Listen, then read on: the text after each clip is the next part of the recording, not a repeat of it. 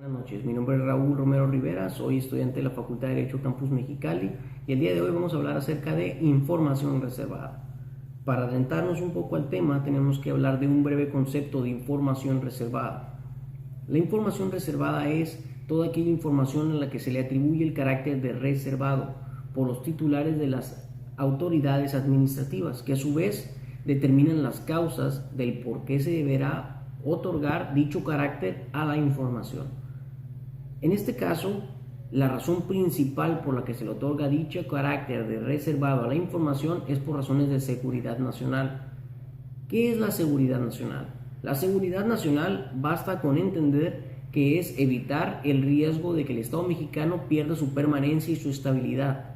Ahora bien, ¿cuál es la importancia de tener esta información con carácter reservado?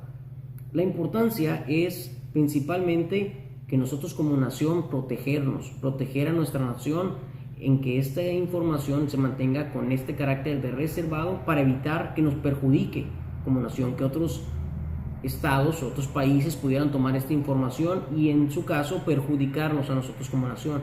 Estas serían las razones principales por las que se deja esta información como reservada, porque podría en sí afectar en muchos otros supuestos a nuestra nación, en este caso a cualquier integrante de nuestra sociedad.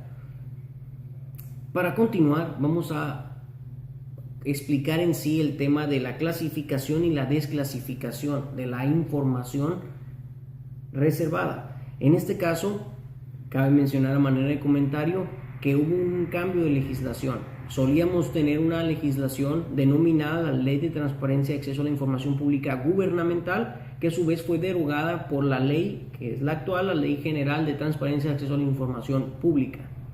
En esta ley, en su artículo 98, nos explica un poco acerca del proceso, de cómo vamos a clasificar esta información. Principalmente, el proceso radica en que los titulares de las autoridades administrativas clasifican esta información, le dan causa a la información que deberá ser reservada. Una vez explicando y efectuando estas causas que le van a dar en sí esas razones del por qué se deberá clasificar la información como reservada, se remite ante un órgano garante que es el Instituto de Transparencia, y estos a su vez mediante una resolución determinan si fue correctamente determinada la clasificación. Una vez efectuado este proceso, se determina un plazo que no podrá ser mayor a 12 años. En sí, este plazo podrá ser prorrogable, es decir, se puede extender este plazo siempre y cuando las causas persistan. ¿Cómo se puede extender? 3 meses de anticipación antes de que se venza dicho plazo para que nos otorguen otro nuevo. Ese sería el proceso prácticamente, y sería el proceso de clasificación de la información reservada. Ahora, la desclasificación reservada, ¿en qué consiste? Son 2 pasos principales. En este caso serían 2 situaciones diversas.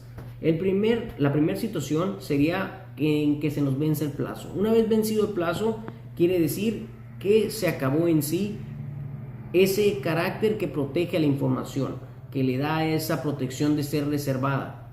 Entonces pasa de ser reservada a ser pública. ¿Por qué? Porque se pierde ese plazo, se termina el plazo. La segunda situación sería cuando las causas se extinguen. Una vez extinguiéndose esas causas, pasa en este caso a ser información pública a su vez también.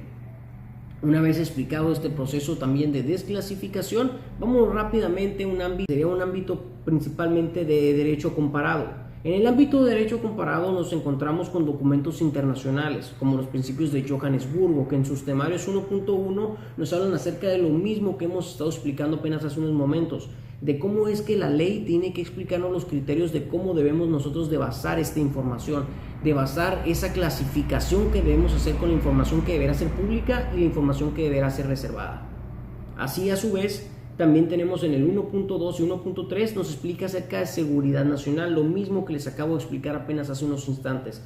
Es así como vemos cómo el derecho comparado influye en que México cree una legislación que nos beneficie a todos.